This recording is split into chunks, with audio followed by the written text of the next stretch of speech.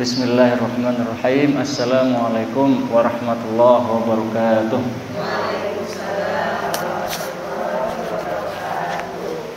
Alhamdulillahirabbil alamin wassalatu wassalamu ala asyrofil anbiya'i wal mursalin sayyidina wa maulana Muhammadin wa ala alihi wa sahbihi ajma'in wa ba'd. Alhamdulillah, segala puji bagi Allah Tuhan semesta alam. Kita masih diberikan kesehatan, panjang umur, kekuatan, masih bisa melangkahkan kaki ke Masjid Al-Hikam. Salawat dan salam kita aturkan kepada Nabi kita Muhammad SAW yang telah mengeluarkan kita dari kegelapan menuju cahaya. Yang sama-sama kita hormati Al-Ustaz Dr. Didin, Ketua DKM, Ibu Indah Lestari, Ketua Majelis Al-Hikam, ibu-ibu hadirin sekalian, adik-adik yang hadir, dan tentu saja yang sama-sama kita hormati Al-Ustaz Zalfa. Terima kasih banyak atas pembukaannya. Hadirin sekalian yang saya muliakan, sebagaimana disampaikan oleh Ustaz Dr. Aski bahwa tema hari ini adalah Perang Badar, ya Ibu ya. Perang Badar luar biasa ini. Temanya sangat dahsyat ya. Jadi Perang Badar ini Ibu, kita langsung masuk saja ya. Iya, biasanya kalau ceramah kan ada pantun-pantun dulu ya. Tapi saya belum nyiapin pantun ini ya. Jadi langsung saja mungkin ya. Alhamdulillah kita bisa melanjutkan kajian sejarah ya. Kalau tidak salah tahun kemarin juga ya Ibu ya, di bulan Ramadan juga kita membahas Sirah Nabawiyah. Dan kali ini kita akan membahas tentang salah satu perang terbesar dalam sejarah Islam. Perang yang menjadi penentu antara kebenaran dan kebatilan. Ini bukan hanya perang antara orang mukmin dan orang kafir. Ini juga adalah perang antara malaikat dan iblis. Jadi malaikat ikut turun, iblis pun ikut turun. Ini adalah perang yang nanti merubah peta politik di dunia Islam maupun di tanah Arab. Nah, inilah dia Perang Badar. Nah, kebetulan ini pernah jadi tema video saya. Kalau ibu-ibu mungkin pernah lihat YouTube ya. Jadi saya cukup aktif di YouTube. Ibu-ibu nanti bisa browsing saja IZDIYAN gitu ya. IZDIYAN itu nama channel YouTube saya. Nah, biasanya saya upload hari Jumat malam ya. Kebetulan semalam kontennya belum siap. Jadi malam ini insya Allah ada konten baru ya. IZDIYAN IZDIYAN, nama saya ya Izdian. IZDIYAN Oh iya, alhamdulillah ada yang sudah ya. Alhamdulillah, masih ada yang belum kan ibu-ibu ya? Alhamdulillah masih ada yang belum. Mudah-mudahan bisa menambah subscriber gitu kan. Mohon doanya biar bisa segera tembus 100.000 subscriber ya. Mudah-mudahan bisa menambah amal jariah lah ya. Ya ibu-ibu, jadi tema ini sangat menarik, tetapi memang videonya kurang berhasil ya. Videonya sudah saya upload mungkin sekitar setahun atau mungkin 3 bulan yang lalu ya. Tapi penontonnya kurang banyak ya. Tapi temanya sangat penting ya. Tapi memang untuk bisa memahami ini memang butuh waktu yang lama, hadirin sekalian ya. Jadi informasi yang ada dalam perang ini itu sangat banyak. Nah, maka ini tidak akan selesai dalam 5-10 menit ya. Kalau kita kaji itu videonya saja bisa sampai sekitar 1 jam. Nah, untuk hari ini saya tidak tahu ya, karena materinya juga sudah lama tidak saya buka gitu ya. Mungkin yang tersisa di kepala saya tidak semua gitu kan. Tapi tadi saya sempat mengulang-ulang videonya. Mudah-mudahan bisa sama-sama menambah keimanan kita semua. Amin ya rabbal alamin. Jadi hadirin sekalian, untuk yang belum subscribe, mudah-mudahan bisa subscribe.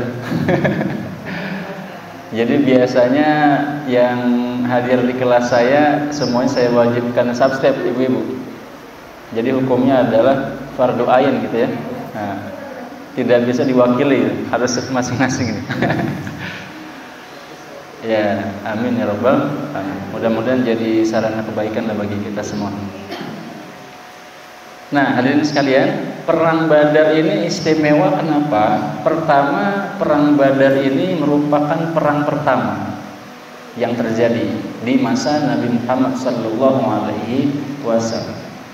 Dan karena kita juga sedang berada di bulan Ramadan, ini kita berada di nuansa yang sama dengan nuansa perang Badar. Karena perang Badar ini terjadi di bulan Ramadan ya. Karena itu sebagian ulama menyebut bulan Ramadan sebagai bulan kemenangan. Kenapa hadirin sekalian? Karena sebagian kemenangan penting umat Islam terjadi di bulan Ramadan. Nah, yang paling pertama tentu saja perang Badar. Kemenangan pertama umat Islam di dalam sejarah melawan orang kafir terjadi di bulan Ramadan tahun kedua Hijriah. Selanjutnya nanti ada perang-perang lain hadirin sekalian. Salah satunya seingat saya yang terakhir itu adalah perang melawan Israel, antara tentara Mesir melawan tentara Israel. Itu juga terjadi di bulan Ramadan tahun 1971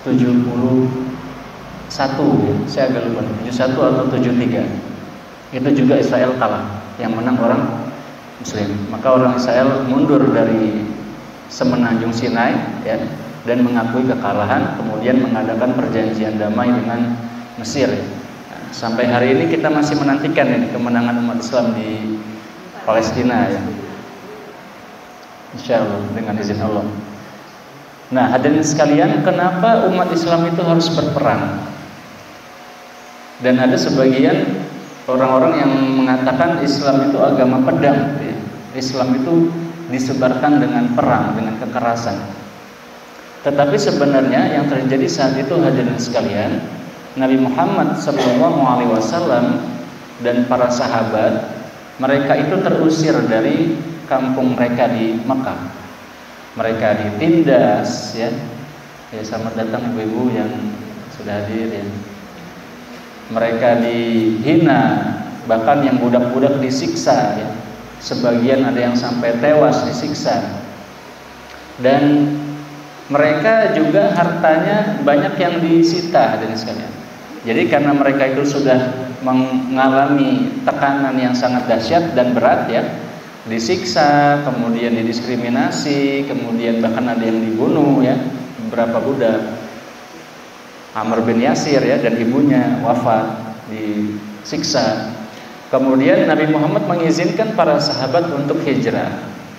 Hijrahnya kemana? Nah, pertama para sahabat sempat hijrah ke Habasyah. Nah, Habasyah itu sekarang disebut dengan Ethiopia. Jadi Mekah itu lokasinya dekat dengan pantai Laut Merah. Jadi kalau mereka naik kapal ya, mereka bisa menyeberang ke benua Afrika. Nah, jadi sebagian sahabat 2 gelombang hijrah ke Habasyah naik kapal laut ya.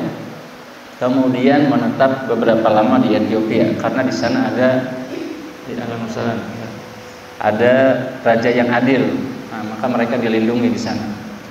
Tetapi sebagian yang lain belum ya. Sampai kemudian Nabi Muhammad mengizinkan para sahabat untuk hijrah ke Madinah. Nah, barulah kemudian Nabi Muhammad dan juga Abu Bakar As-Siddiq, mereka berdua juga berangkat ke Madinah. Karena saat itu kondisinya sudah sangat mengkhawatirkan ya, karena Nabi Muhammad dan para sahabat itu sudah akan dibunuh. Nah, terutama Nabi Muhammad akan dibunuh oleh seluruh orang-orang Arab kafir Quraisy. Dan bahkan mereka sudah bersepakat di Darun Nadwa ya, bahwa mereka akan membunuh Nabi Muhammad bersama-sama. Jadi nusuknya itu bareng semua kabilah agar keluarga Nabi Muhammad tidak bisa balas dendam. Tetapi dengan izin Allah ya, Nabi Muhammad, kemudian Abu Bakar As-Siddiq dan para sahabat-sahabat beliau yang mulia kemudian berhasil hijrah ke Madinah.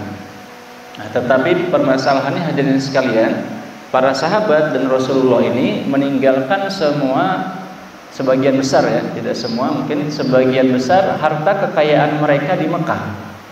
Ya, perdagangan mereka, kemudian kebun yang punya, kebun tidak ada ya, rumah mereka dan lain sebagainya. Itu semuanya akhirnya diambil alih sama orang-orang kafir. Ya, dengan semena-mena, dengan sangat zalim. Maka mereka kemudian tidak punya cara lain ya untuk mengambil harta mereka kecuali dengan jalan perang, dengan jalan pedang. Nah, maka dalam Al-Qur'an Allah Subhanahu wa taala firmankan, diizinkan bagi orang-orang mukmin untuk berperang karena mereka dizolimi, li'annahum zulimu. Maka setelah itu kemudian Nabi Muhammad SAW beliau menerima berita pergerakan pasukan, pergerakan rombongan dagang orang-orang Quraisy ya dari wilayah Syam menuju ke Mekah. Nah, jadi Madinah itu lokasinya lebih utara daripada Mekah. Untuk bisa berjalan ya dari Syam menuju Mekah itu mereka melintasi Madinah meskipun tidak langsung ya, tetapi posisi Madinah lebih utara. Nah, maka Nabi Muhammad beliau melihat ini ada sebuah kesempatan ya bagi umat Islam, bagi orang-orang muhajirin untuk melawan kezaliman orang-orang kafir yang menyita, merampok harta orang-orang muslim yang ada di Mekah secara zalim. Satu-satunya cara kita ambil harta mereka yang dibawa oleh kafilah dagang ini. Maka kemudian Nabi Muhammad SAW beliau mengajak para sahabat untuk ikut. Ya.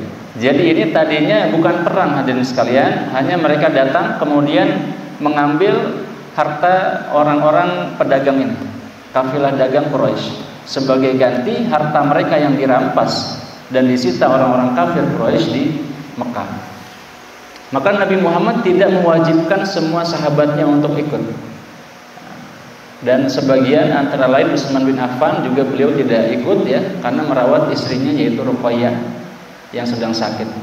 Sahabat yang lain juga tidak ikut. Maka yang ikut itu tidak sampai 1.000 orang. Nah, dalam riwayat itu kaum Muhajirin hanya 60 orang. Kemudian kaum Aus sekitar 81 orang. Kaum Khazraj 172 orang. Jadi Muhajirin ya 60 ya, sisanya Ansor, orang-orang Madinah yang total kalau ditotal sebagian ulama menyebut 313 ya, hadirin sekalian. Yang ini mayoritasnya orang-orang Madinah. Sebagian kecil dari mereka orang-orang Muhajirin asli Mekah yang hijrah bersama Nabi Muhammad sallallahu alaihi wasallam. Nah, Nabi Muhammad kemudian berjalan hadirin sekalian. Tetapi ternyata Abu Sufyan yang beliau ini pemimpin rombongan dagang itu adalah orang yang cerdas. Dia tahu bahwa ada kemungkinan Muhammad SAW ya bersama pasukannya akan mencegat kita untuk bisa sampai ke Mekah. Karena kita dalam kondisi bermusuhan dengan mereka gitu. Karena kita sudah merampas harta mereka. Maka kemudian Abu Sufyan ini mengirimkan mata-mata, menyewa orang untuk melihat kondisi di jalan menuju Mekah. Maka kemudian sampailah berita kepada Abu Sufyan bahwa Rasulullah SAW bersama sebagian sahabatnya sudah bersiap-siap untuk mencegat rombongan dagang Quraisy. Dan kemudian hadirin sekalian, melihat hal itu Abu Sufyan akhirnya tidak jadi bergerak. Abu Sufyan berhenti dan kemudian Abu Sufyan mengutus satu orang yang namanya itu Domdom bin Amr. Domdom bin Amr ini kemudian disuruh berangkat ke Mekah. Kamu kasih tahu bahwa kita itu diperangi oleh orang-orang Muslim. Dan Domdom ini dia orangnya lebay gitu ya. Jadi dia lukai sendiri hidungnya, dia rusak sendiri pakaiannya, kemudian dia masuk ke Mekah. Nah, dia cerita di situ. kalian harus bantu kami gitu ya. Kami diperangi, kami diserang, kondisinya sangat gawat gitu ya, dan lain sebagainya. Ini harga diri kita orang Mekah dan lain sebagainya. Maka kemudian orang-orang Mekah kaget ya melihat kondisi itu. Jadi kedatangan dum-dum ini dalam kondisi yang sudah berantakan membuat mereka membayangkan, wah ini harta kita habis ini. Harta kalian diambil nanti sama Muhammad, kalian harus selamatkan, nanti semuanya habis. Maka kemudian orang-orang Mekah pun marah ya. Mereka mengatakan, oh Muhammad kira rombongan kita ini rombongan yang gampang dikalahkan gitu ya. Gampang dirampok. Jangan salah itu. Akhirnya orang-orang Quraisy seluruh klannya berkumpul. Seluruh klan Quraisy berkumpul dan mereka bersepakat untuk mengirim pasukan. Tetapi tidak semua klan keluar ya. Yang satu klan yang tidak ikut adalah namanya Bani Adi. Bani Adi saya pribadi kurang tahu pasti ya yang menyebabkan mereka tidak ikut perang. Nah, sisanya yang lain itu ikut perang. Maka yang terkumpul hadirin sekalian ya, sebagian sejarawan mencatat yang terkumpul itu sekitar 1.300 orang. Menggunakan perlengkapan lengkap ya, membawa perisai, membawa bekal makanan cukup banyak, sekitar 300 kuda mereka punya.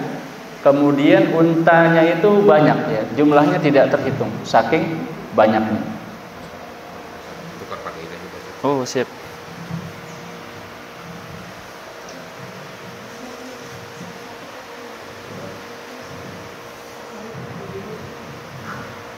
Iya, cek 1 2. Iya. Sampai mana nih tadi ya? Oh iya. Orang kafir senjatanya lengkap hadirin sekalian. Pakai perisai ya, kemudian kudanya ada 300, kemudian untanya tidak terhitung jumlahnya. Pasukannya 1.300 prajurit. Orang muslim tadi berapa pasukan jumlahnya? 313 ya. Tetapi mereka cuma punya 3 kuda sekalian. Unta itu hanya beberapa puluh, sedikit. Nah, bandingkan dengan orang kafir yang amunisinya banyak ya, logistiknya tanpa batas karena mereka bawa banyak sekali unta. Dan orang kafir ini sehari mereka menyembelih 9 sampai 10 unta untuk persediaan makanan prajuritnya. Maka kemudian mereka pun bergerak menuju ke Badar ya, ke wilayah antara Syam dengan Mekah. Nah, kemudian hadirin sekalian, Nabi Muhammad dengan para sahabatnya itu akhirnya menetap dulu di Bukit Zafron. Nah, tidak langsung ke Badar ya. Mereka menetap di Bukit Zafron melihat kondisi dulu. Nah, sedangkan Abu Sufyan itu sudah mendapatkan informasi ya dari Mekah bahwa orang Mekah sudah siap. Dan saat itu orang Mekah itu dipimpin oleh Fir'aun zaman Nabi ya. Fir'aun hazir umat, kata Nabi Muhammad. Fir'aunnya umat ini, umatnya Nabi saat itu ya, yaitu adalah Abu Jahal bin Hisham.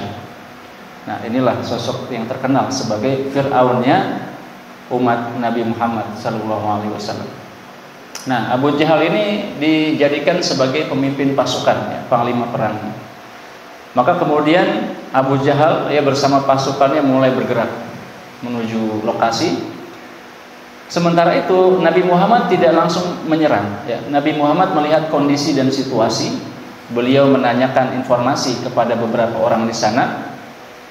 Sampai kemudian Abu Sufyan ini dapat info bahwa pasukan dari Mekah sudah berjalan gitu ya.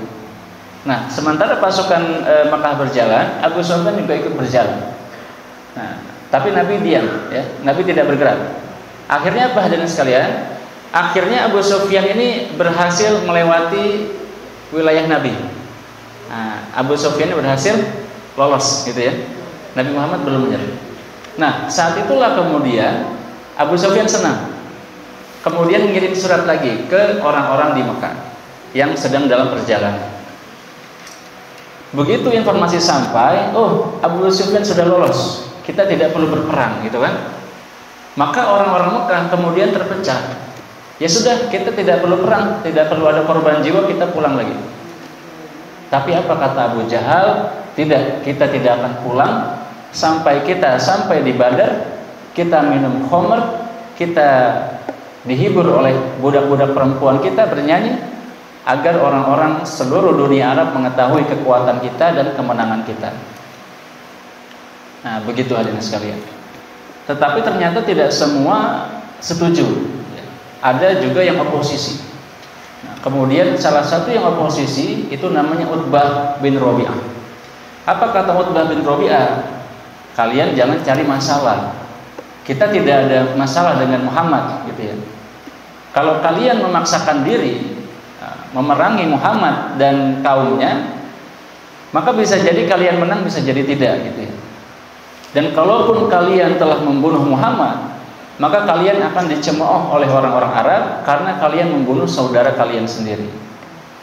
Kalian biarkan saja Muhammad berhadapan dengan orang-orang Arab, ya. Dan dengan begitu kalian tidak akan ada urusan dengan Muhammad. Tidak akan ada yang balas dendam dari keluarga Muhammad ataupun pendukung Muhammad. Kalian akan aman, gitu kata Utbah bin Rabi'ah. Maka apa kata Abu Jahal? Hadirin sekalian, kata Fir'aun, ya. Fir'aun hazir ummah, kata Nabi. Nah, kemudian Abu Jahal mengatakan, wah, ini Utbah ini mulai ciut, katanya. Utbah ini kelihatannya mulai takut. Apa kata Utbah? Lihat saja siapa yang takut, saya atau kamu, kata Utbah.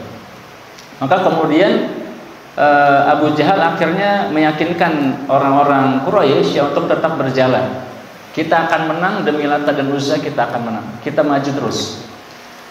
Kemudian hadirin sekalian, Abu Jahal mengirim utusan mata-mata untuk mengintai kondisinya pasukannya Nabi Muhammad SAW.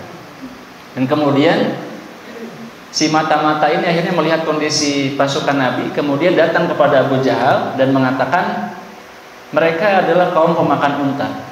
Maksud pemakan unta itu jumlahnya lebih dari 100, jumlahnya ratusan. Amunisi mereka sedikit, gitu ya. Tetapi mereka tidak punya benteng apapun kecuali pedang mereka. Mereka tidak punya pertahanan apapun kecuali pedang mereka. Mereka tidak akan lari karena mereka hanya punya pedang mereka. Jadi orang-orang yang terdesak itu terkadang menakutkan, gitu Bapak Ibu. Jadi ketika mereka terdesak, tidak punya amunisi banyak, justru dengan itu semangat juangnya jauh lebih tinggi daripada yang punya banyak logistik ataupun punya banyak pasukan, gitu. Maka apa kata mata-mata ini? Saya melihat pasukan yang biasa saja, gitu. Jumlahnya biasa. Tapi mereka tidak punya jalan lain kecuali pedang mereka. Artinya perjuangan mereka bisa lebih dahsyat karena mereka terdesak, gitu. Nah, ini yang membuat saya takut, kata mata-mata ini. Maka saran saya, kalau kata mata-mata itu kita tidak usah berperang. Tapi apa kata Abu Jahal? Kita lanjut, kita masih harus berperang. Nah, kemudian Nabi Muhammad akhirnya juga mencari informasi, hadirin sekalian.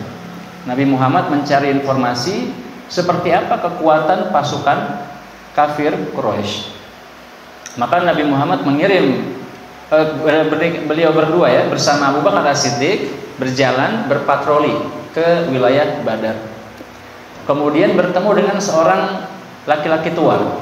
Nah, laki-laki tua ini kemudian ditanya oleh Nabi Muhammad SAW, coba kamu kasih tahu saya kabar tentang pasukan Quraisy.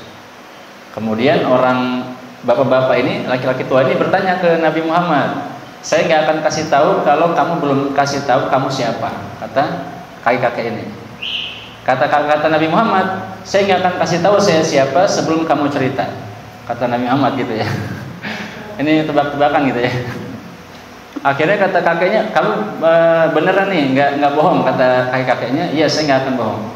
Oke, kalau Quraisy itu saya lihat pasukannya sehari mereka cukup banyak, gitu ya. Mereka sudah ada di sini, sudah ada di lokasi dekat sini.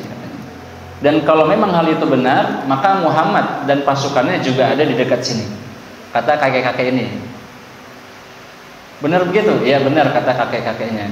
Terus kakek-kakeknya nanya, jadi kamu siapa? Kata kakek-kakeknya itu. Kemudian kata Nabi Muhammad, saya berasal dari air, kata Nabi Muhammad. Oh, kok gitu doang, katanya. Kamu dari air mana, kata kakek-kakek itu, tapi ditinggal oleh Nabi Muhammad Sallallahu Alaihi Wasallam. Ya, itu candaannya Nabi gitu ya. Jadi maksudnya dari air itu kita diciptakan dari air gitu ya. Nah, kemudian beberapa lama kemudian hadirin sekalian, Nabi Muhammad kemudian bertanya kepada para sahabat. Beliau meminta pendapat. Beliau bertanya, bagaimana ini? Kita tadinya cuma mau mencegat rombongan dagang gitu ya. Tapi sekarang kita harus berhadapan dengan pasukan Quraisy dengan persenjataan lengkap, logistik banyak, dengan jumlah besar. Apa pendapat kalian? Yang menjawab pertama adalah Abu Bakar As-Siddiq. Hadirin sekalian. Apa kata Abu Bakar? Bergeraklah. Kami akan selalu bersama Anda gitu.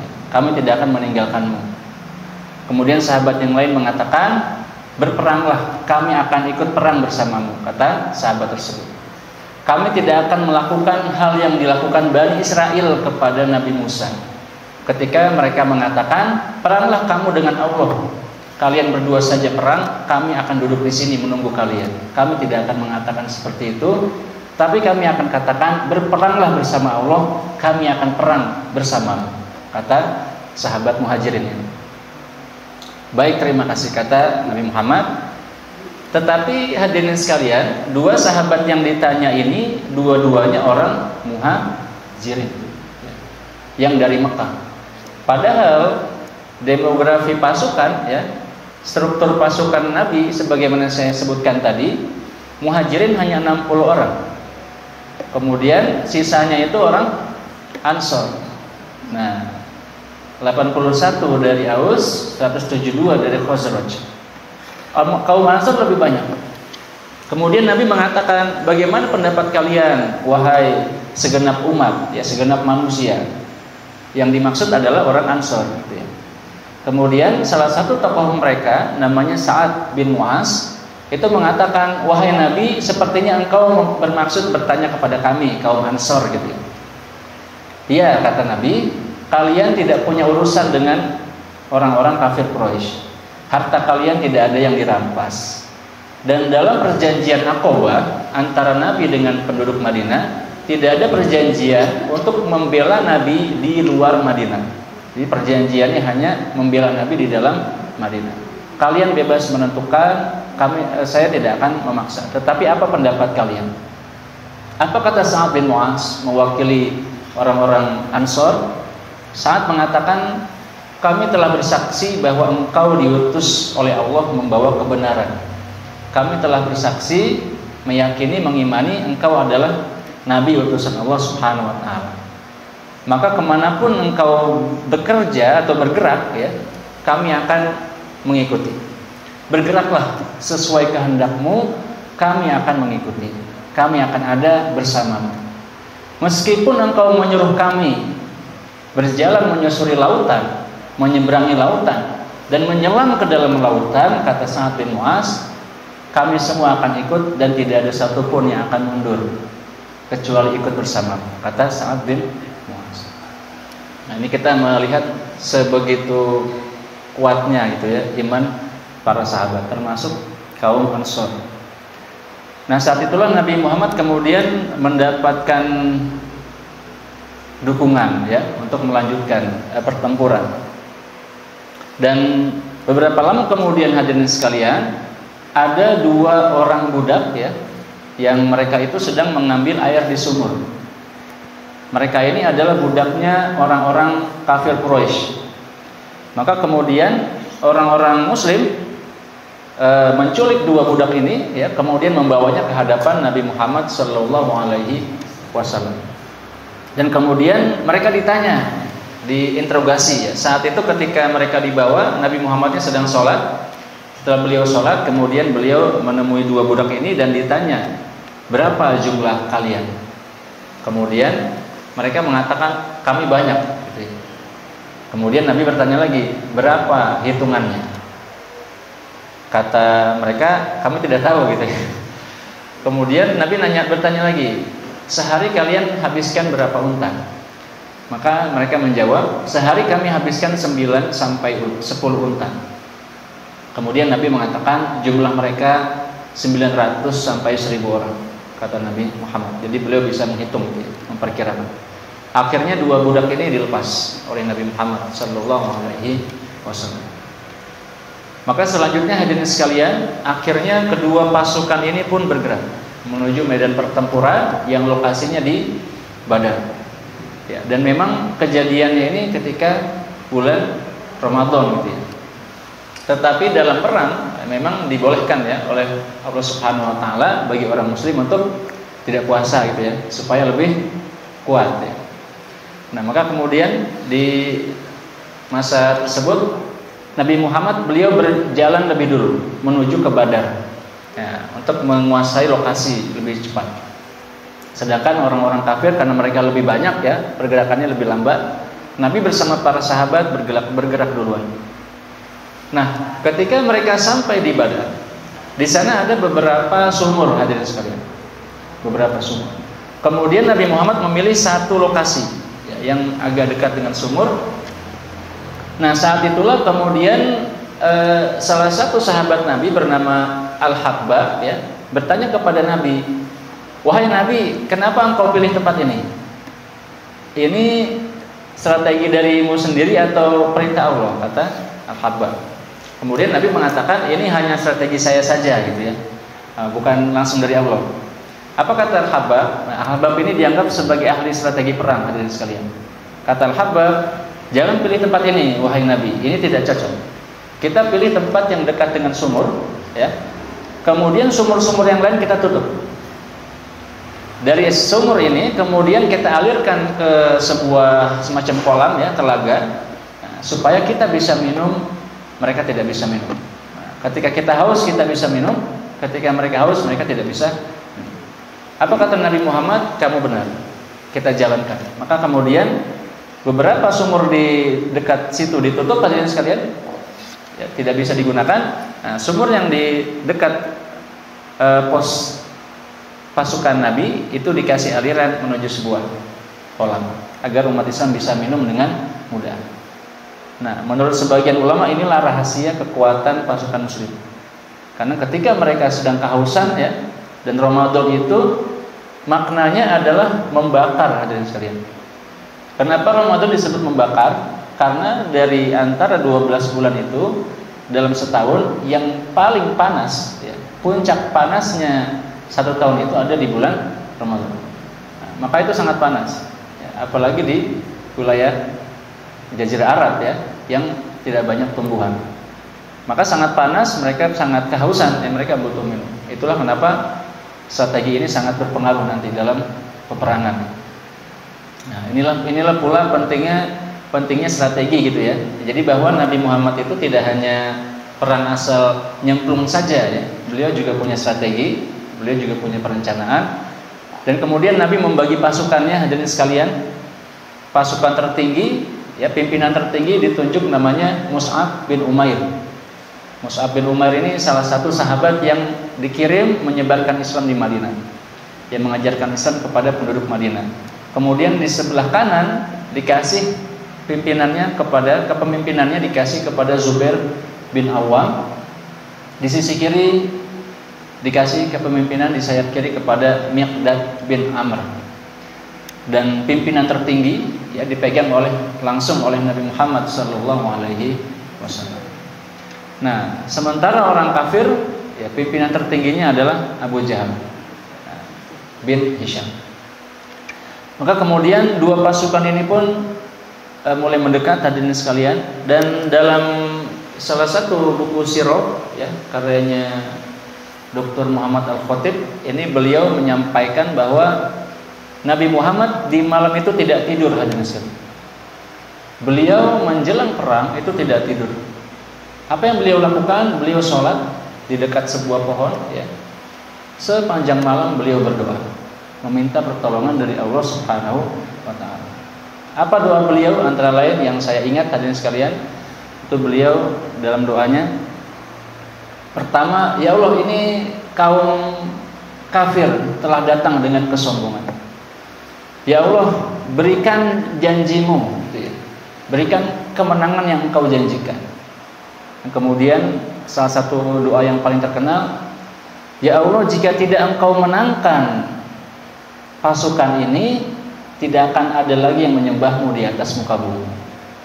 Jika Engkau tidak menangkan pasukan ini, tidak ada lagi yang menyembahmu di atas muka bumi.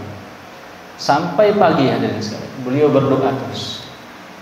Nah, ini diabadikan, hadirin sekalian, oleh Allah Subhanahu wa taala di dalam surat Al-Anfal. Jadi kalau kita baca surat Al-Anfal dari bagian awal sampai akhir, itu hampir seluruhnya menceritakan kepada kita satu demi satu proses kejadian yang ada di perang Badar. Nah, Allah Subhanahu wa taala firmankan dalam surat Al-Anfal, A'udzubillahi minasyaitonir rajim. Bismillahirrahmanirrahim. إِذْ تَسْتَغِيثُونَ رَبَّكُمْ فَاسْتَجَابَ لَكُمْ أَنِّي مُمِدُّكُمْ بِأَلْفٍ مِّنَ الْمَلَائِكَةِ مُرْدِفِينَ. Ketika kalian minta tolong kepadaku, kepada Tuhan kalian, fastajaba lakum, maka Allah menjawab doa kalian, anni mumiddukum bi alfin minal malaikati murdifin. Aku kuatkan kalian, aku sokong kalian dengan 1000 malaikat yang turun beruntun. Maka hadirin sekalian, malam itu turun hujan. Nah, ini pun diabadikan dalam surat Al-Anfal ya. إِذْ يُغَشِّيكُمُ النُّعَاسَ أَمَنَةً مِّنْهُ وَيُنَزِّلُ عَلَيْكُم مِّنَ السَّمَاءِ مَاءً لِيُطَهِّرَكُمْ. Ketika kalian diselimuti rasa ngantuk, kemudian Allah turunkan ketenangan di dalam hati kalian, kemudian Allah turunkan hujan yang menyegarkan tubuh kalian, mensucikan tubuh kalian, dan menguatkan hati kalian dan menyatukan hati kalian. Maka hadirin sekalian, hujan ini bagi orang kafir efeknya buruk gitu ya, tapi bagi orang muslim efeknya baik. Dan malam itu hadirin sekalian, ini belum perangnya ya, Nabi Muhammad kemudian mendapatkan semacam informasi dari Allah Subhanahu wa taala. Beliau mengatakan, ini tempat kematian fulan, ini tempat kematian fulan, ini tempat kematian fulan. Beliau sudah tahu. Para sahabat kemudian jadi senang gitu ya. Yang tadinya mereka deg-degan gitu kan, amunisi sedikit ya, pasukan sedikit, logistik sedikit, tapi Nabi memberikan kabar gembira. Kemudian hadirin sekalian, ketika paginya setelah hujan itu, setelah beliau kemudian tertidur sebentar. Nah, kita tahu Nabi tidak tidur ya malam itu, tetapi paginya beliau tidur sebentar. Setelah beliau bangun, apa kata beliau? Absyir, kabar gembira. Beliau mengatakan kepada Abu Bakar As-Siddiq, kabar gembira, malaikat sudah turun, kata Nabi Muhammad. Kabar gembira Abu Bakar, malaikat sudah turun. Jibril ada di sampingmu, katanya. Dia bersama kudanya, memegang kudanya, bersiap untuk maju ke medan perang. Kabar gembira. Nah, saat itulah ternyata malaikat sudah turun, hadirin sekalian, pagi hari ini. Ibnu Abbas ya, salah satu perawi hadis terkenal yang juga masih sepupu Nabi Muhammad, mengatakan dalam perang Badar Allah turunkan 1000 malaikat, 500 di sayap kanan dipimpin oleh Jibril, 500 di sayap kiri dipimpin oleh Mikail.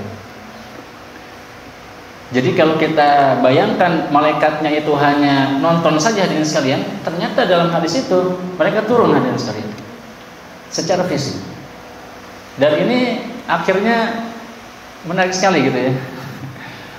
Jadi dulu sebelumnya saya bayangkan juga, oh malaikat bantu ya, bantu mungkin angin-angin aja gitu ya, kilatan cahaya saja gitu ya. Ternyata mereka turun secara fisik gitu ya.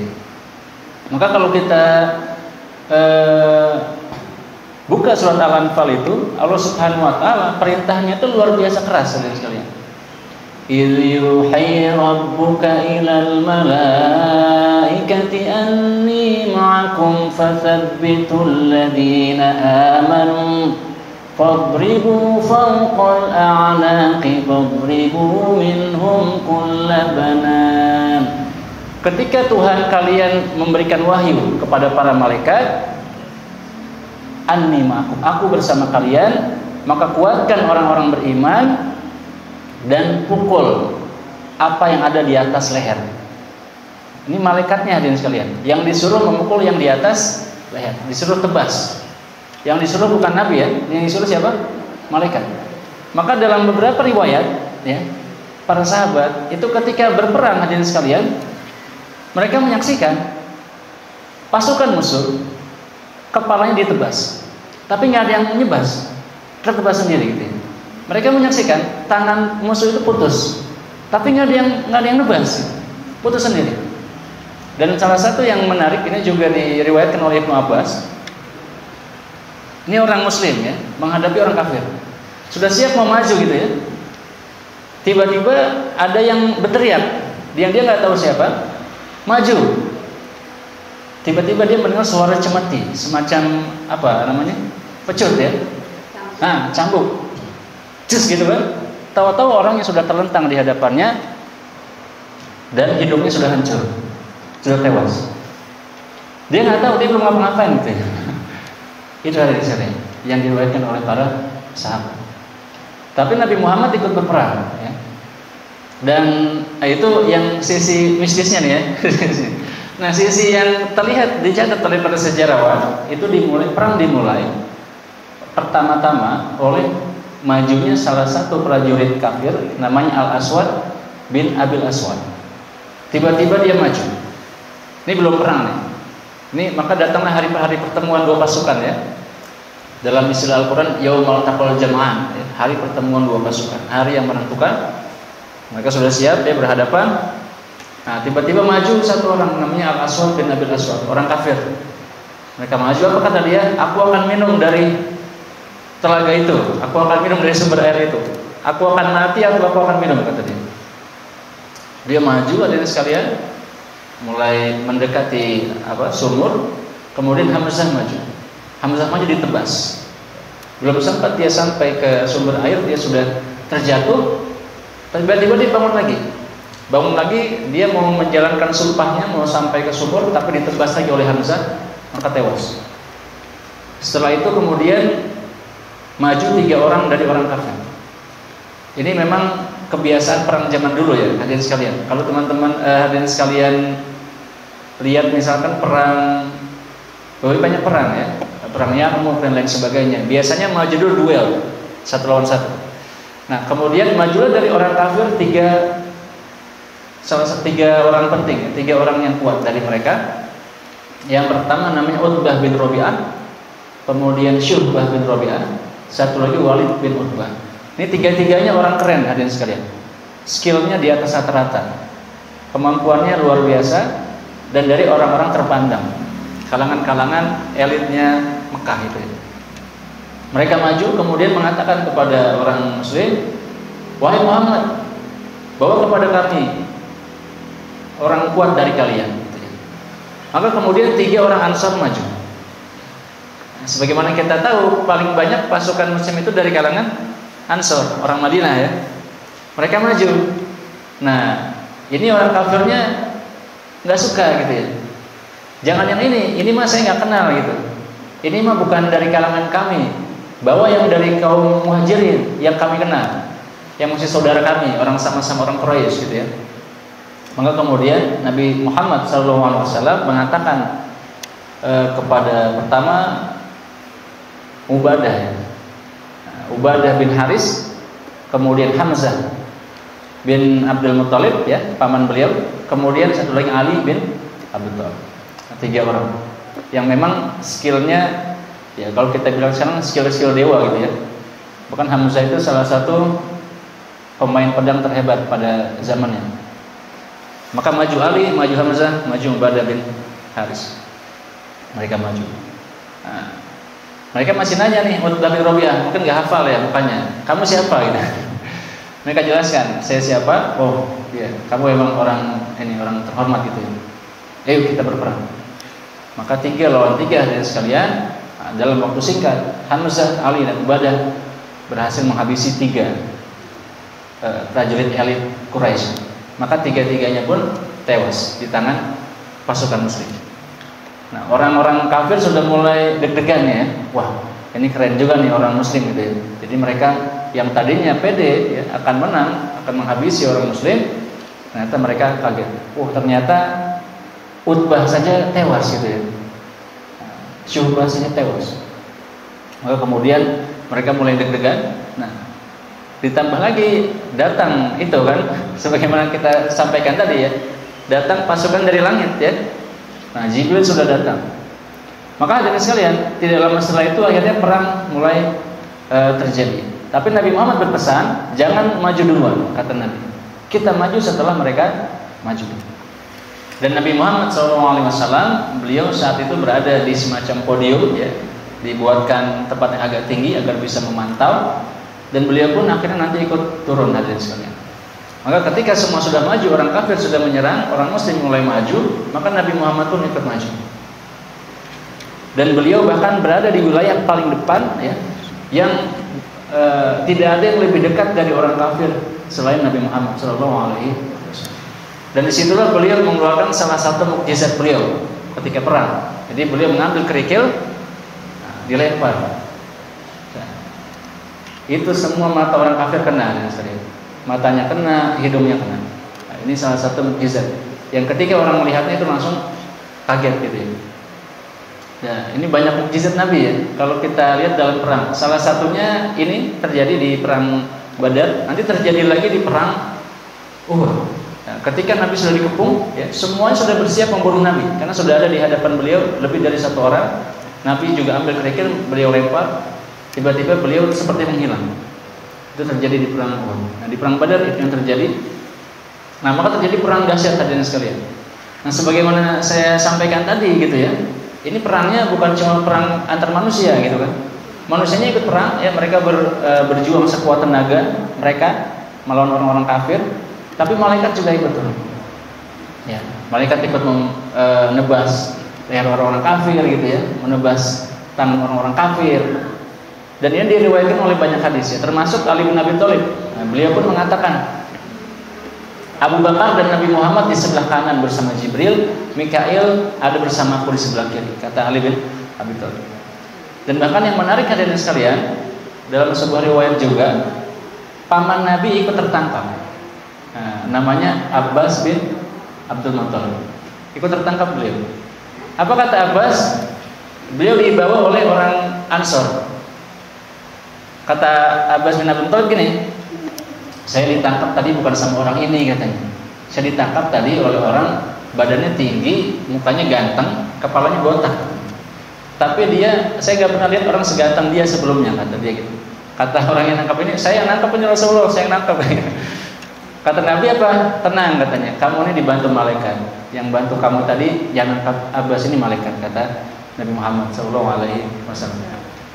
Jadi kesaksian malaikat turun itu bukan hanya dari satu riwayat tadi, ada banyak riwayat. Nah, sampai kemudian akhirnya ketika sudah perang dahsyat ini ya, perang sudah dahsyat, Abu Sufyan ikut perang juga, kemudian Abu Jahal itu melihat ini kondisi sudah mulai memprihatinkan gitu kan. Ini pasukan kafir udah mulai goyah gitu ya, udah mulai kacau nih, udah mulai berantakan. Kemudian apa kata Abu Jahal? Maju terus, jangan mau kalah. Demi Lata dan Uzza kita pasti menang gitu, kita pasti menang. Jangan kalian ciut karena kematian Utbah dan saudara-saudaranya, kita pasti bisa menang. Nah, dia maju terus hadirin sekalian. Tetapi lama-lama akhirnya sudah mulai kocar-kacir. Pasukan kafir sudah mulai kocar-kacir ya, sebagian dikejar, sebagian ada yang kabur.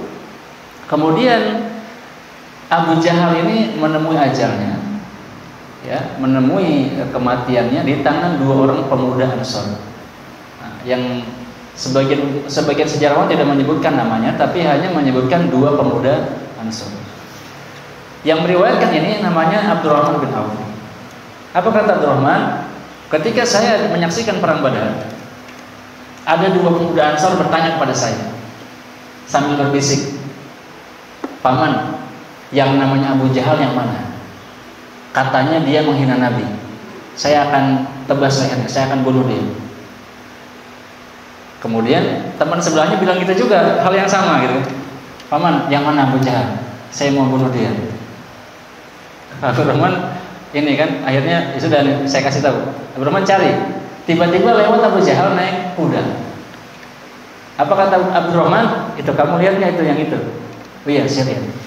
langsung hadirin sekalian, dua orang ini secepat kilat menuju Abu Jahal, ditebas kakinya, putus kakinya. Kemudian sebelahnya juga ikut menghabisi. Maka tersungkurlah dia di atas tanah dalam keadaan sekarat. Kemudian setelah beberapa lama, sebagian besar kaum kafir kabur. 70 orang tewas, ya. Orang-orang kafir ini, 70 lagi ditawan. Nah, di masa itu kemudian orang muslim sudah mulai menguasai medan, ya. Kemenangan mutlak sudah diraih orang muslim. Kemudian Nabi Muhammad beliau bertanya, bagaimana kabar Abu Jahal? Nah, saat itulah kemudian Abdullah bin Mas'ud menemui Abu Jahal sedang dalam keadaan sekarat, ya, tersungkur. Beliau injak lehernya, beliau tarik jenggotnya. Apa kata Abdullah bin Mas'ud? Kamu puas sekarang, kamu kalah gitu ya. Ini yang saya ingat ya. Saya gak lupa. Jadi ini cerita sejarahnya ini sebagian mungkin ada tambahan-tambahan dari saya, Bapak Ibu. Jadi namanya sejarah itu mungkin kombinasi lah. Kalau Bapak Ibu atau teman-teman semua mau penasaran banget, bisa buka nanti referensi terkait. Nah, kalau ibu-ibu nanti mau ulang lagi cerita ini, ya saya pernah buat juga videonya, judulnya Perang Badar, di YouTube ada, dan nanti ada referensinya di situ. Nah, teman-teman bisa buka referensi. Kemudian Abu Jahal bilang, saya tidak menyesal terbunuh di tempat ini. Dan kamu penggembala kambing yang berhasil gitu. Kamu sudah menempuh jarak yang jauh, wahai penggembala kambing. Ngomong ke Abdullah bin Mas'ud. Abdullah bin Mas'ud ini memang ketika beliau masih di Mekah, beliau pekerjaannya salah satunya penggembala kambing, hadirin sekalian. Tapi beliau kemudian hijrah ke Madinah dan menjadi salah satu ulama, ya, salah satu ahli Al-Quran dan sahabat yang mulia yang ikut membela Nabi dalam perang Badar. Maka kemudian ditebas oleh Abdullah bin Mas'ud, kepalanya Abu Jahal bin Hisham dibawa ke hadapan Nabi Muhammad sallallahu alaihi wasallam. Ini wahai Nabi, ini Abu Jahal.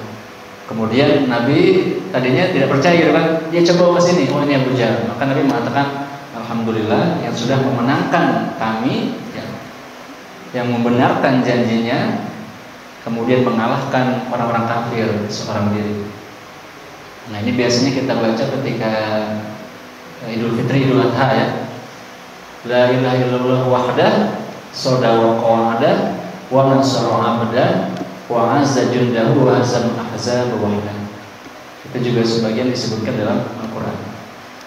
Maka janji kemenangan benar-benar Allah berikan, ya. Setelah itu kemudian akhirnya orang-orang kafir itu dikubur, hadirin sekalian, di satu kuburan secara bersama-sama. Kemudian ada satu kisah juga, hadirin sekalian, itu namanya Auf bin Haris Al-Afzai atau Al-Afroni, saya lupa. Auf bin Haris ini, hadirin sekalian, beliau bertanya kepada Nabi, wahai Nabi, apa yang membuat Allah tersenyum?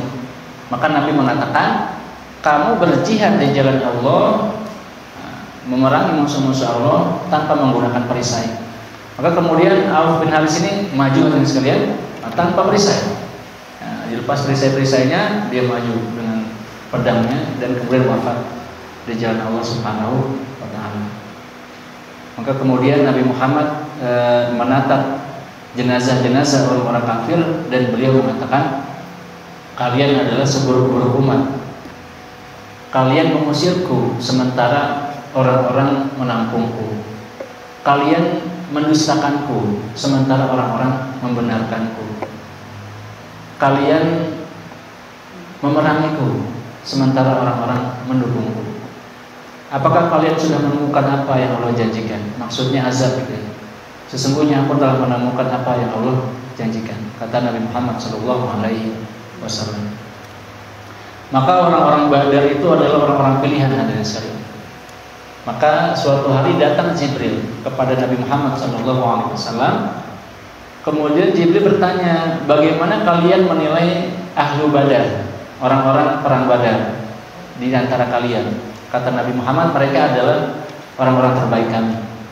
Kata Jibril, di kalangan malaikat yang menyaksikan perang Badar, yang ikut dalam perang Badar, mereka juga adalah orang-orang malaikat-malaikat terbaik. Dan kemudian di hadis yang lain ya, yang kelihatannya ini hadis qudsi kalau tidak salah dan sekalian, Allah Subhanahu wa taala yang mengatakan gitu ya, berbahagialah untuk kalian wahai ahlu Badar, lakukan apa yang kalian suka, telah wajib surga atas kalian dan dosa kalian sudah diampuni.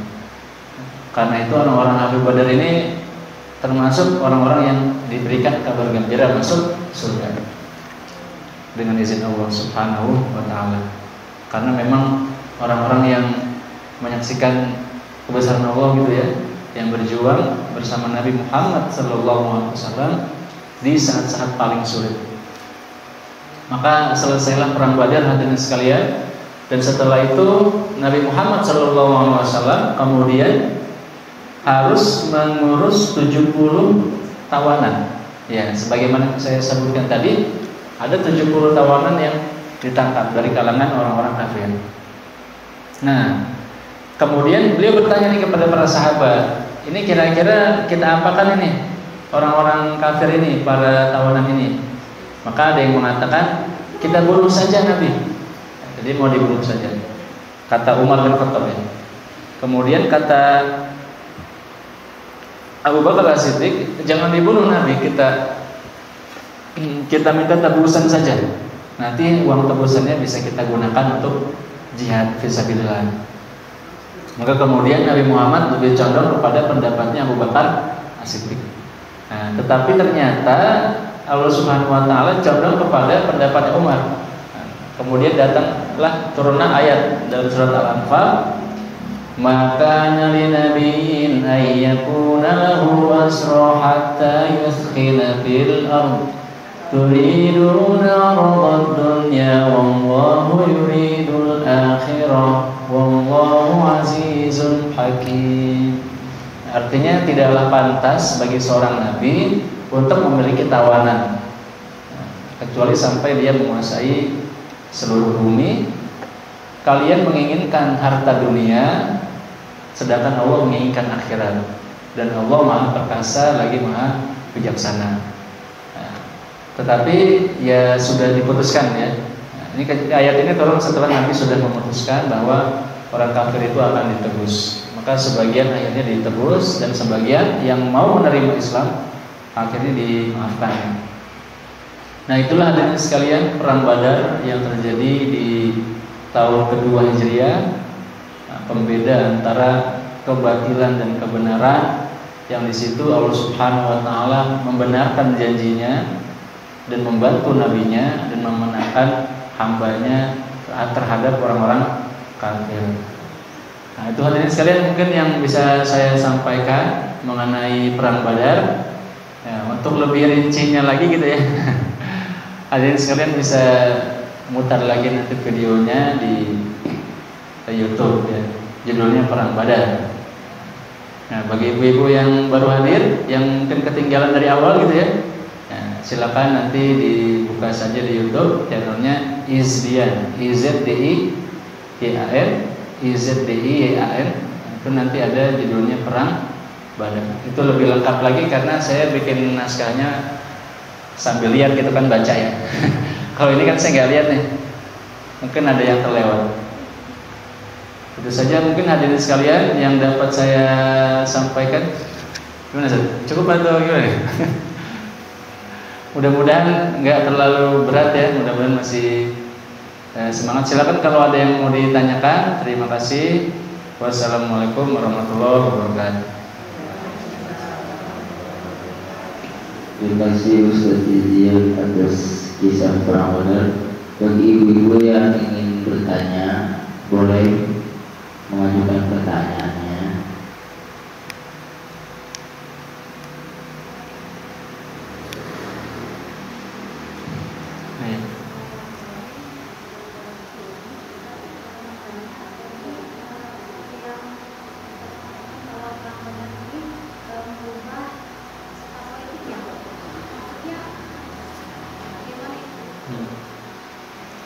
Ya baik, hadirin sekalian, apa yang terjadi sebelum dan sesudah perang Badar?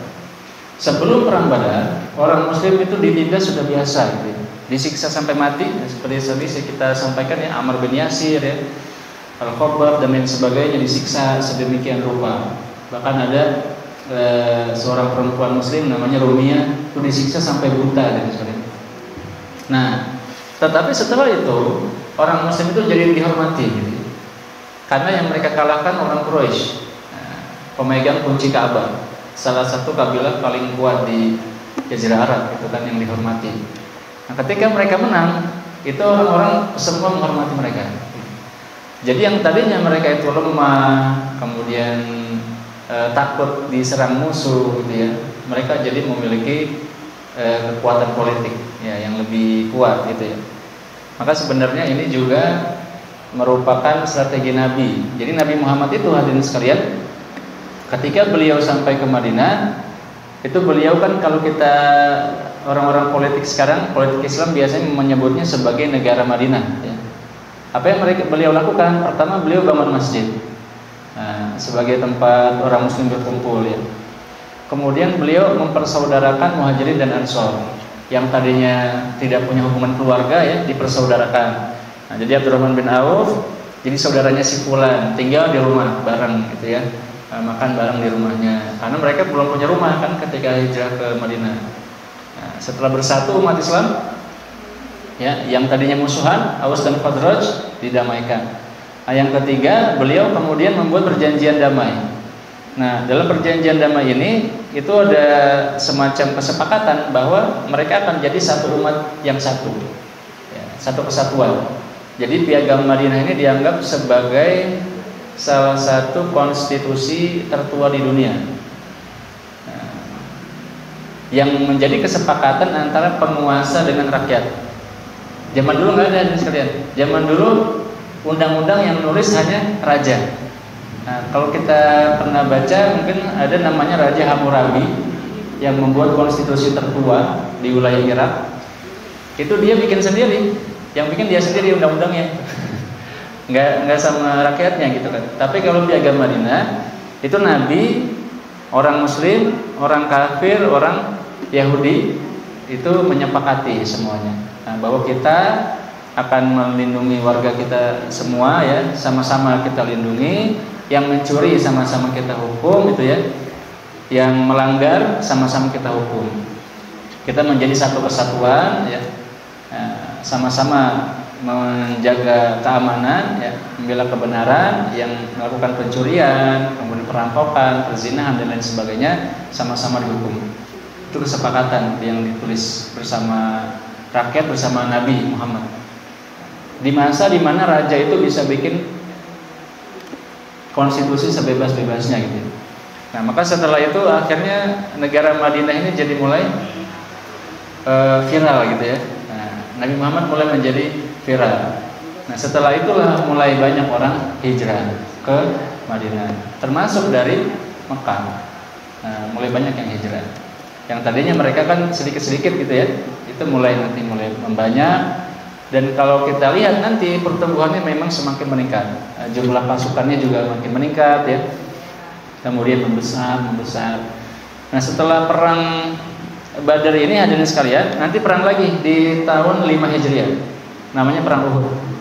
Ya, ini balas dendamnya orang-orang kafir. Nah, perang Uhud ini umat Islam sebagian menganggap kalah gitu ya. Nah, karena nanti Hamzah wafat ya. Sebagian sahabat banyak yang wafat. Kemudian orang-orang kafir ini, bahkan yang mungkin hadirin sekalian pernah dengar, nanti Hamzah itu dibelah dadanya ya, diambil jantungnya, dimakan jantungnya oleh istrinya Abu Sufyan. Nah, dan hebatnya Nabi Muhammad, ketika Abu Sufyan masuk Islam, anaknya masuk Islam, beliau nggak mengungkit itu. Nah, beliau sudah memaafkan gitu. Padahal yang dibunuh itu paman favoritnya Nabi, ya, paman yang paling beliau cintai. Itu beliau tidak mengungkit itu, beliau maafkan Abu Sufyan ya, beliau maafkan anaknya, bahkan nanti anaknya juga jadi khalifah ya, yaitu Muawiyah bin Abu Sufyan. Nah, itu salah satu hal yang membuat salah satu orientalis ada yang masuk Islam karena itu, hadirin sekalian. Dia mengatakan ini nggak mungkin manusia normal seperti ini gitu ya. Jadi ada orang membunuh paman yang paling dia sayang gitu kan, tapi dia maafkan itu ketika dia sudah masuk Islam. Nah, tapi nanti perang Uhud ini sempat kalah gitu ya umat Islam, tapi selanjutnya menang di perang Ahzab.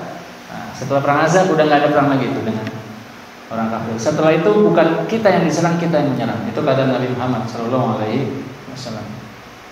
Ya, jadi sejak itu orang Madinah itu dianggap sebagai kekuatan politik baru gitu. Dan memang yang membedakan antara Madinah dengan yang lain, nah, di Madinah itu ada satu kepalanya, kayak presiden zaman kita gitu ya. Itu Nabi Muhammad SAW. Tapi orang Arab yang lain, mereka tidak punya kesatuan politik, nah, terutama di yang tengah ya. Di selatan mereka punya kerajaan. Nah, di utara ada dua kerajaan, namanya Ghosasina dan Manaziro. Arab punya raja. Tapi di tengah itu nggak ada. Mereka menggunakan sistem musyawarah suku-suku. Jadi ketika mau memutuskan hal-hal yang besar, kepala-kepala suku kumpul. Mereka membicarakan, membuat keputusan. Tapi nggak ada yang menguasai seluruh wilayah Arab yang di tengah ini. Bahkan Abu Sufyan pun dia bukan presiden gitu ya, dia bukan pimpinan tertinggi, tapi pimpinan tertingginya adalah musyawarah suku itu. Meskipun Abu Sufyan dianggap sebagai tokoh paling berpengaruh lah ya, tapi dia sendiri ya tidak mutlak berkuasa gitu ya. Nah, tapi Nabi beliau berkuasa. Jadi yang keluar masuk Madinah harus dengan izin Nabi. Yang mau bikin perjanjian dengan orang luar harus dengan izin Nabi. Jadi beliau ini seperti sebuah negara baru yang muncul, terutama pasca perang Badar. Nah, yang sebenarnya hadirin sekalian, kalau kita baca surat Al-Anfal itu, Nabi sendiri sebenarnya nggak pengen berperang gitu. Beliau hanya ingin datang saja ngambil harta orang kafir yang sudah dulu ngambil harta orang Muslim, kembali ke Madinah. Karena itu jumlahnya sedikit gitu kan. Nah, maka di dalam surat Al-Anfal itu kalian pengen pasukan yang nggak ada senjatanya gitu. Tetapi Allah ingin menunjukkan kekuasaannya dan menghancurkan kebatilan gitu ya, dan menghukum orang-orang yang berdosa. Nah, maka dengan izin Allah akhirnya menang gitu ya. Maka yang ayat dalam surat Al-Anfal ini ada salah satu ayat yang berbunyi wa man nasru illa min 'indillah innallaha azizun hakim. Dan tidak ada kemenangan kecuali dengan izin Allah. Dan Allah Maha Perkasa lagi Maha Bijaksana. Maka kemenangan itu bukan karena senjata ya, atau mungkin jumlah pasukan, jumlah logistik. Nah, tapi kalau Allah sudah menangkan, maka tidak akan ada yang bisa mengalahkan kalian. Iyansurkumullah fala ghaliba lakum. Jika kalian sudah dimenangkan Allah, tidak ada yang bisa mengalahkan kalian. Wa yadhurkum faman dzalladzi yansurkum min ba'di.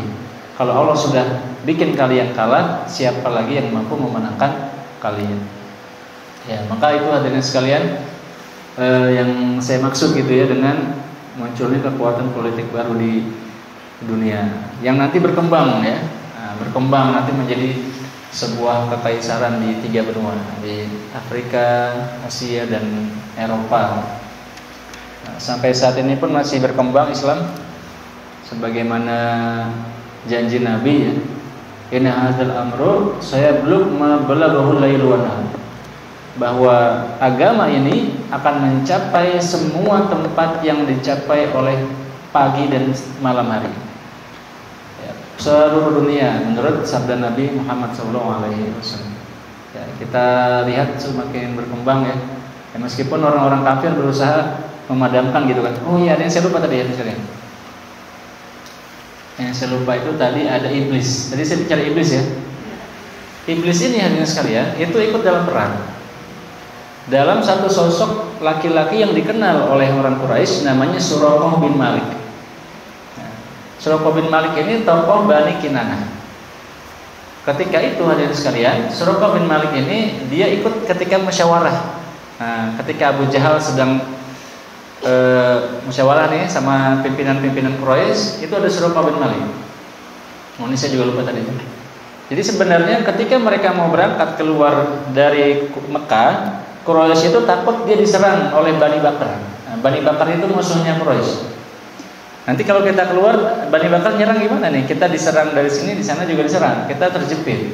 Apa kata Suraqah bin Malik? Nah, Suraqah ini yang iblis menyamar jadi manusia saat itu ya. Nah, Suraqah bin Malik. Kata Suraqah, tenang, saya yang jamin, saya akan bersama kalian. Saya dari Bani Kinanah akan melindungi kalian, gitu kan? Nah, karena Bakar juga masih kerabat ya. Akhirnya mereka berangkat. Tetapi ketika di medan perang, begitu iblis ini melihat, malaikatnya banyak banget gitu ya. Jibril ikut turun, dia kabur, kabur. Orang-orang kafir marah. Suraqah, mau kemana kamu? Sini, jangan kabur gitu kan. Katanya kamu melindungi kami gitu. Kok kamu kabur? Akhirnya Suraqahnya kabur. Apa kata Suraqah? Saya lihat apa yang kalian gak lihat kan.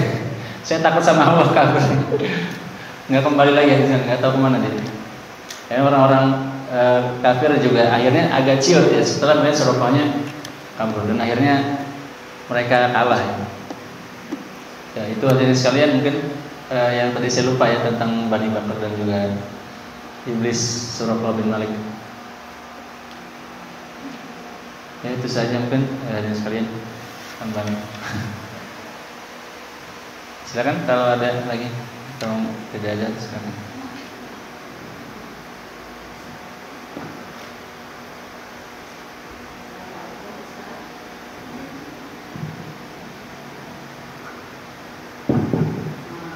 Kalau kita video Ustaz saya ngomong, pokoknya tentang sepengalaman saya kan kalau kisah-kisah agama ini sebenarnya sebagai pribadi itu kejadian depannya. Kan gitu. Saya sangat bersyukur dengan hari ini, sangat banget.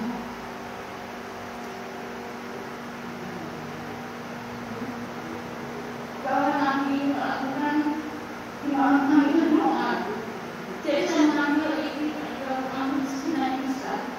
Apakah melakukan doa atau seperti apa?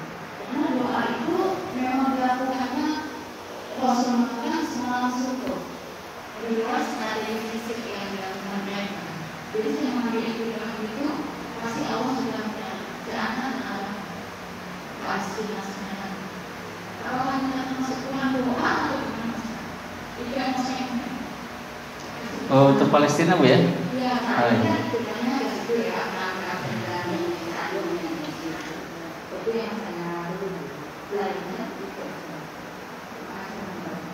ya, terima kasih.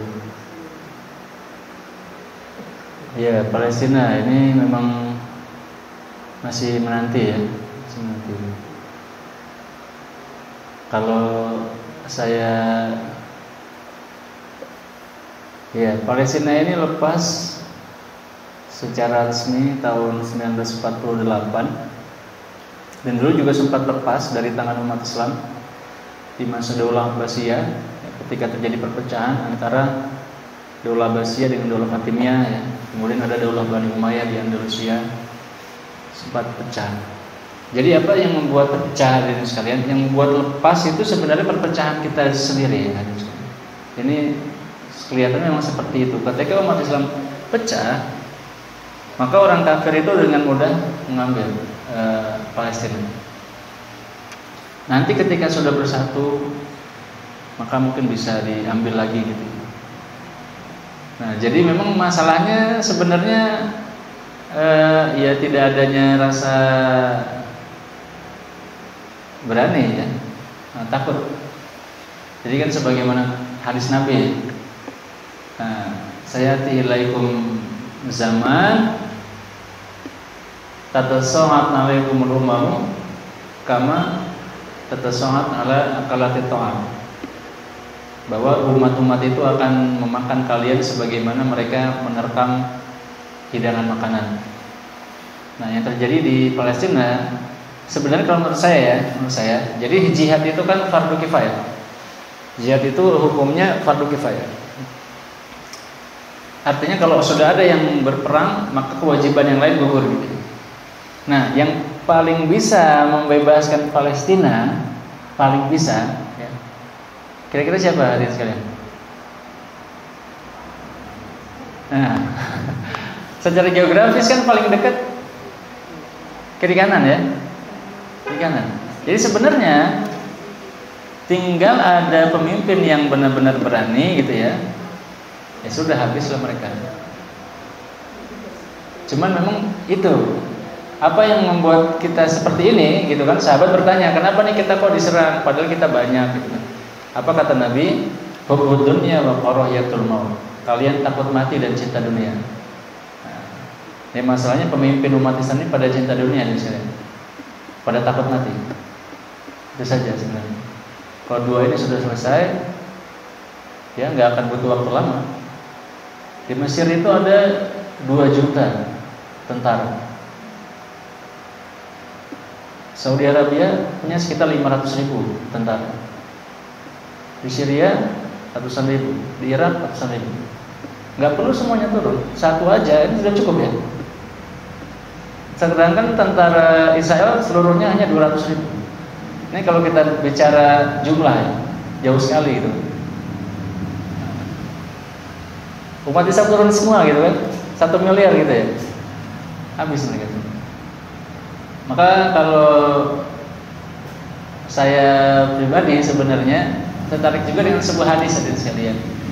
Nah, bagaimana sih sebenarnya bagaimana kita membantu Palestina dalam sebuah hadis Nabi Muhammad, beliau mengatakan ya datangi sholat di sana gitu. Menarik kan? Kita datang saja sholat gitu. Artinya apa hadirin sekalian? Kita nggak ngapa-ngapain ya, sholat doang. Janjian di satu yang hari yang sama, ya, seluruh umat Islam dari seluruh penjuru dunia datang ke sana sholat saja, itu bebas.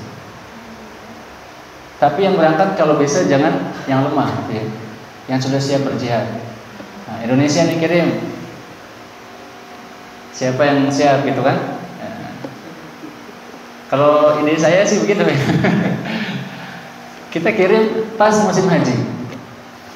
Kita kirim pas musim haji, seret ya, masing-masing negara kirimlah 10.000 ya.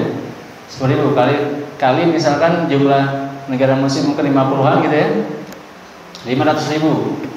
Nah, berangkatlah nih semua nih, prajurit perang nih. Indonesia bawa kapalnya kan. Nah, Malaysia kan. Brunei ya. Brunei mah kecil ya. Ya, Pakistan gitu kan. Nah, apalagi yang dari Afrika banyak juga, ada Chad, Nigeria, Senegal, Mauritania, ya, Tunisia, Aljazair. Yuk kita semua haji. Kita haji aja nih, haji bareng ya. Tapi tentara yang haji gitu kan. Nah, nanti setelah dari Mekah kita jalan nih semua ke Baitul Maqdis. Janjian di hari yang sama. Nah, itu kita tanpa perang saya rasa bisa membuka itu. Kalau kita lihat Fathu Mekah, itu orang muslim masuk tanpa perang. Mereka sudah takut duluan karena umat Islam kompak dan besar jumlahnya. Mereka sudah tahu bahwa mereka tidak akan bisa menang. Dan ada seorang jurnalis Arab hadirin sekalian, yang dia membuat kajian tentang ini dalam sebuah video yang cukup panjang dari berbagai sumber dia kumpulkan. Dan dia mendapat kesimpulan bahwa memang Israel ini sudah sangat goyang gitu ya, udah kolaps. Hal yang perlu kita ketahui hadirin sekalian, Israel itu seluruh penduduknya semuanya itu punya 2 kewarganegaraan, punya 2 paspor. Artinya apa? Hari ini Israel runtuh, besok mereka bisa kabur ke negaranya, karena mereka punya kewarganegaraan 2. Satu tempat mereka asalnya sebelum datang ya, satu lagi Israel. Kapanpun terjadi mereka siap kabur. Dan mereka adalah salah satu negara yang tidak punya konstitusi jelas. Sampai sekarang yang digunakan hanya common law, hukum-hukum umum warisan Inggris. Mereka nggak bikin konstitusi sendiri. Ya bisa jadi karena supaya lebih fleksibel. Mereka bisa bikin hal-hal yang seolah-olah kondisinya selalu darurat perang gitu. Jadi mereka tidak akan dituntut oleh rakyatnya. Ya. Maka ya Netanyahu bisa lakukan apapun ya dengan bebas, dengan alasan ya tidak ada aturan gitu. Nah, dan lain sebagainya. Ya, dan kalau dalam mungkin kita sudah pernah dengar juga ramalannya, bukan ramalan sih ya, prediksi ya, prediksi Syekh Ahmad Yasin, pendiri Hamas, bahwa Israel itu beliau prediksi akan runtuh tahun 2027. Ini prediksinya Syekh Ahmad Yasin rahimahullah almarhum, pendiri Hamas. Hamas itu kepanjangannya Harokah Muqawamah Islamiyah, gerakan pertahanan Islam. Disingkat jadi H-sin ya, Hamas. Pendirinya namanya Syekh Ahmad Yasin. Beliau mendirikan di tahun 80-an, ya, sekitar tahun 87. Kenapa beliau mencapai angka 2027? Beliau mengatakan bahwa generasi akan berubah setiap 40 tahun. Generasi akan berubah setiap 40 tahun. Contohnya apa? Ketika Nabi Musa ingin masuk ke Baitul Maqdis, ya, ke Palestina, itu kaumnya takut perang. Mereka mengatakan, "Izhab anta wa rabbuka faqatila inna huna qaidun." Kalian saja yang perang, kamu dengan Allah. Kami di sini saja duduk nunggu, kata mereka. Akhirnya kata Allah, mereka ini akan berkeliling-keliling, tidak punya tempat yang jelas selama 40 tahun. Setelah 40 tahun muncul generasi baru yang sudah siap untuk berperang. Kemudian mereka berperang, akhirnya bisa masuk ke Palestina, ya, Baitul Maqdis. Nah, ketika umat Islam kehilangan Baitul Maqdis, ya, ketika Palestina kalah di tahun 1948, saat itu Palestina belum siap. Nah, ini ada di video-video terbaru saya. Kalau Bapak Ibu hadirin sekalian penasaran, bisa nanti lihat Bani Israel, ya, yang lengkap ada 1 jam. Saya bagi 3 part. Di part terakhir itu lebih ke sejarah modernnya. Palestina itu hadirin sekalian, ketika dia ditinggal, dia tidak punya angkatan perang, nggak punya senjata. Israel ketika datang Inggris, itu datangnya bersama ya orang-orang Yahudi dari Eropa yang sudah terlatih perang. Kemudian mereka kasih senjata, mereka bangunkan pabrik senjata di Israel, di Palestina itu, ya. Sekarang mereka sebut Israel itu, yang jadi orang-orang Zionis, ya. Mereka latih perang, dan ketika perang dunia, orang-orang Yahudi itu juga mereka latih perang, ikut latihan dalam perang dunia secara langsung bersama Inggris. Ketika Inggris mau keluar dari Palestina 1948, ratusan pos pertahanan yang ada di Palestina dikasih ke orang-orang Israel. Mereka sudah punya tentara, mereka sudah punya senjata, mereka sudah punya pos pertahanan. Sedangkan orang-orang Muslim Arab penduduk asli Palestina nggak dikasih apa. Itulah kenapa di tahun 48 orang-orang Arab kalah melawan Israel. Kenapa? Karena yang mereka hadapi bukan preman. Yang mereka hadapi tentara terorganisir, dilatih secara serius oleh Inggris, ikut perang dalam perang dunia. Senjatanya lengkap, komplit, disuplai oleh Amerika dan Inggris. Lawannya orang-orang Arab belum punya pengalaman, ya. Senjata pas-pasan, pasukan pas-pasan. Maka ketika dilihat yang memerangi Israel tahun 48 itu jumlahnya 7 negara, tapi pasukannya hanya 20.000. Israel memang satu negara kecil, tapi pasukannya 50.000. Senjatanya disuplai langsung oleh pemenang perang dunia. Pabriknya ada di situ. Sedangkan yang lain belum punya pabrik senjata. Ketika kita lihat, maka yang ada di dunia internasional saat itu, ini Israel negara kecil lawan raksasa gitu. Padahal kenyataannya enggak guys sekalian. Yang raksasa ini Israelnya nih, karena dia disuplai, disokong oleh negara besar. Sedangkan orang Arabnya kecil. Sekarang itu tahun 1940. Kita tambah 40 dan sekalian.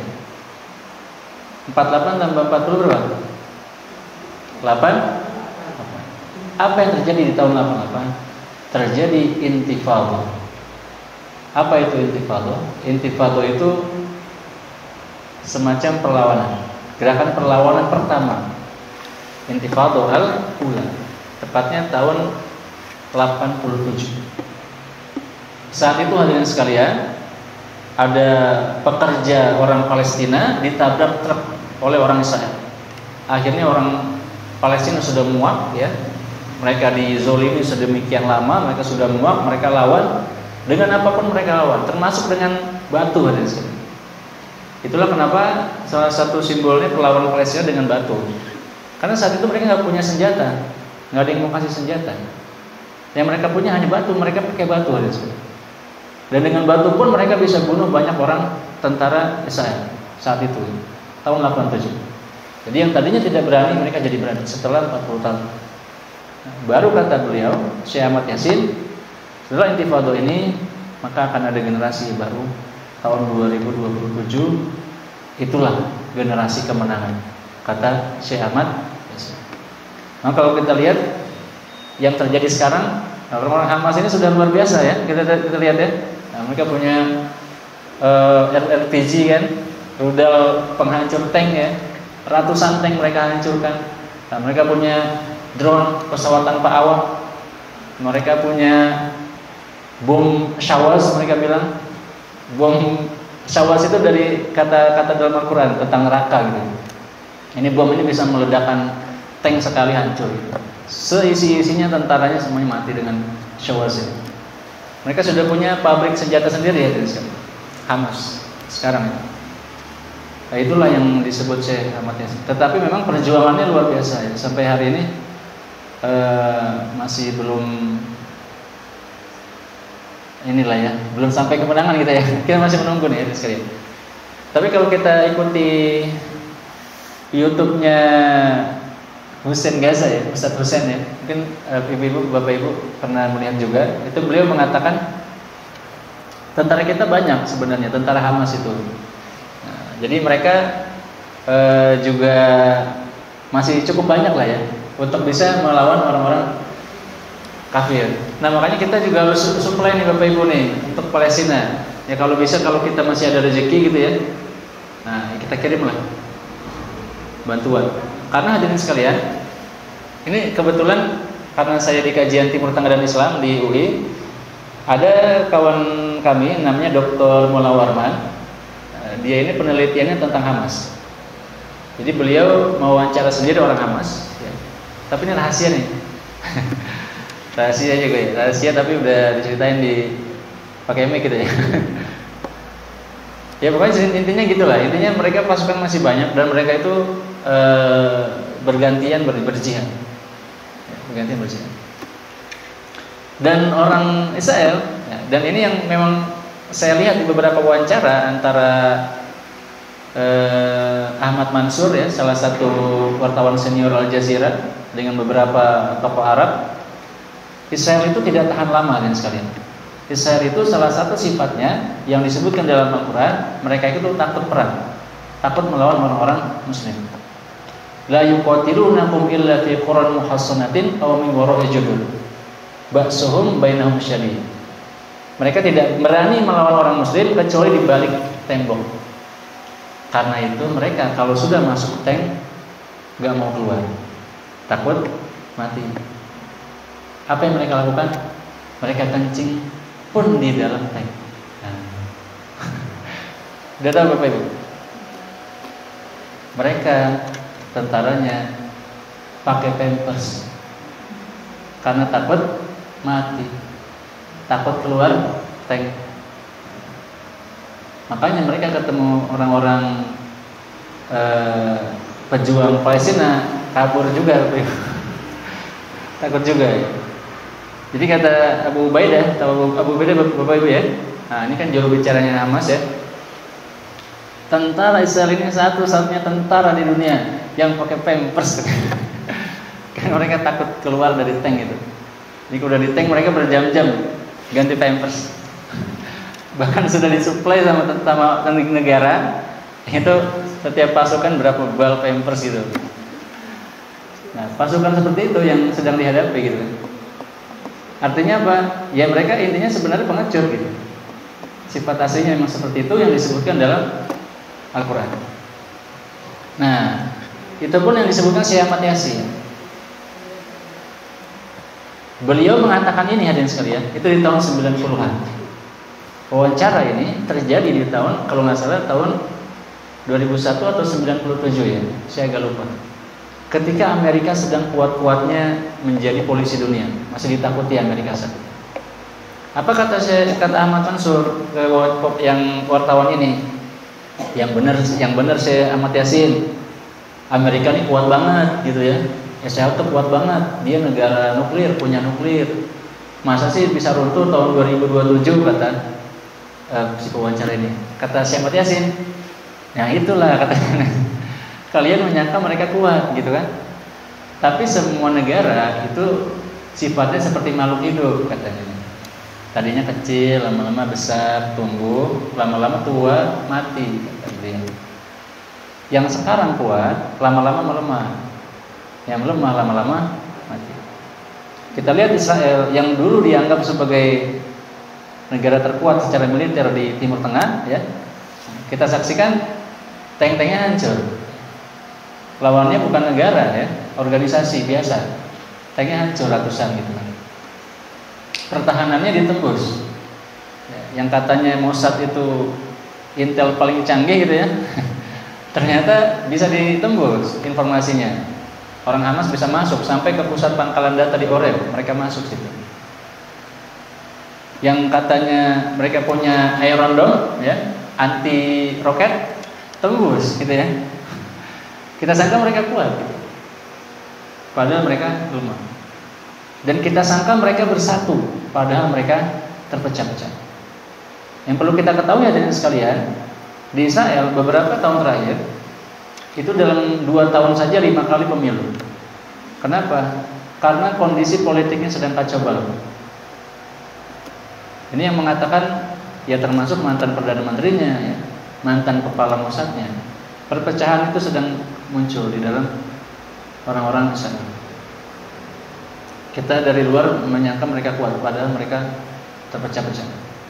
Nah, itu yang terjadi hadirin sekalian.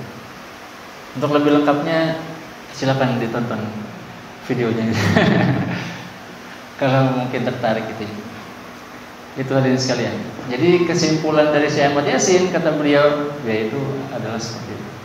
Dan kita lihat Israel ini memang ini perang paling lama yang mereka hadapi hadirin sekalian. Tidak pernah dalam sejarah mereka berperang selamanya. Dulu pun waktu bersama Mesir hanya beberapa hari mereka sudah keok.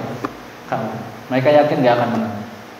Ini sudah hari keberapanya? Dari Oktober ya, November, Desember, Januari, Februari, bulan kelima. Kita bisa bayangkan sehancur apa ekonominya. Karena yang ikut perang itu juga para pekerja, itu juga para guru, para dokter. Israel itu semua wajib militer, laki-laki dan perempuan, seluruhnya. Artinya apa? Kalau mereka perang, ini pabrik kosong, sekolah-sekolah tutup, ekonomi gak jalan. Itulah yang membuat Israel hutangnya membengkak, terutama pasca terjadinya 7 Oktober. Nah, dan ini Amerika juga sudah mulai memihak Palestina gitu ya. Kenapa? Karena Biden sebentar lagi mau pemilu. Rakyatnya pada protes ya. Bahkan beberapa waktu kemarin salah satu prajurit Amerika bunuh diri kan di depan kedutaan Israel di Amerika, membakar dirinya protes terhadap orang-orang Israel yang membantai orang-orang di Gaza. Ya itu hadirin sekalian. Nah sayangnya kita bukan siapa-siapa gitu ya. Nah kalau misalkan kita presiden Mesir gitu kan, atau presiden Turki ya setidaknya presiden Indonesia lah ya. Nah kita bisa nih kirim pasukan ya. Nah ini kita kan bukan siapa-siapa ya. Kirim duit juga ala kadarnya gitu kan, nggak bisa banyak-banyak. Nah, maka kita yang paling kita mampu adalah doa dan kita tidak boleh meremehkan doa ya, karena doa itu ya senjatanya umat muslim. Ya sebagaimana kita kaji tadi ya, Nabi Muhammad pun dengan doa. Yang pasti hadirin sekalian, Tidak akan selamanya Palestina merdeka dengan bantuan PBB, tidak akan. Jangan mengharapkan orang-orang kafir sampai mati pun tidak akan membantu kita. Tidak. Siapa yang bisa membantu? Ya Allah Subhanahu wa taala. Orang muslim, orang-orang beriman. Jadi kalau ngadunya ke PBB ya omong kosong lah ya, nggak akan ada pengaruh kita. Lah orangnya itu juga ya. Kajian ini bisa makin panjang nih. Karena kalau bahas Zionisme ini bisa panjang ya. Tentang Amerika juga ya, dan lain sebagainya. Ya itu mungkin Bu ya. Iya, ya kita berdoa mudah-mudahan Palestina bisa segera dibebaskan ya. Umat Islam bisa diselamatkan dan Baitul Maqdis bisa dibebaskan. Dan kita semua mudah-mudahan bisa diberikan rezeki, bisa bersujud, beribadah di Baitul Maqdis. Amin ya rabbal alamin. Ya itu mungkin, terima kasih pertanyaannya Bu sekalian. Silakan Zat. Kalau dari baik, jika tidak ada pertanyaan, semoga apa yang disampaikan oleh Didian bisa menjadi wawasan kita semua. Acara selanjutnya yaitu doa yang dipimpin langsung oleh Ustaz Didian kepada beliau. Persilakan.